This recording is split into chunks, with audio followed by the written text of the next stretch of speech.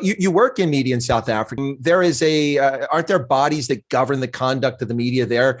Are they voluntary organizations? Are they set up by the state? And don't you have some sort of ombudsman if the media misbehave? Yeah, I mean, that's a part of the old media that's very regulated. And in South Africa, there were industry bodies that were set up by, for example, I was in broadcasting, so radio.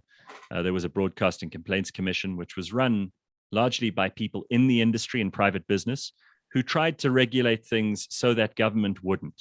And it was quite a good system. I mean, I got into trouble with them every other day and twice on Sundays.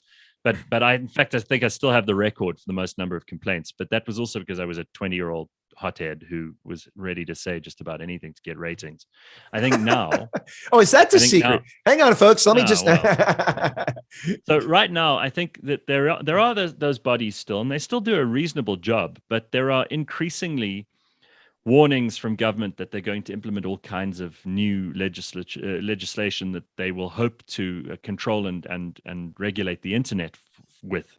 And I don't think that that's possible.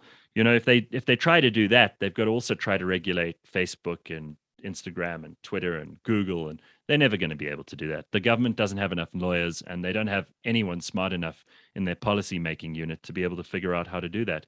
I have a private independent media business, which has been running for 7.5 years. And we are kind of outside of the reach of many of those mainstream media businesses and the government, much to their chagrin.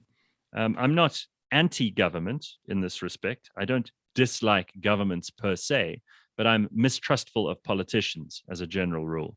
And you can see why. If you watch what's happened all over the world with politicians in the last 2 years, you can see why every time you give them any power for free, they not only grab that, but they grab extra things that you didn't give them. And they're a bit kleptocratic in that respect. You can't really be sure that when you go to sleep at night, they aren't going to try and steal things from your house while you're sleeping.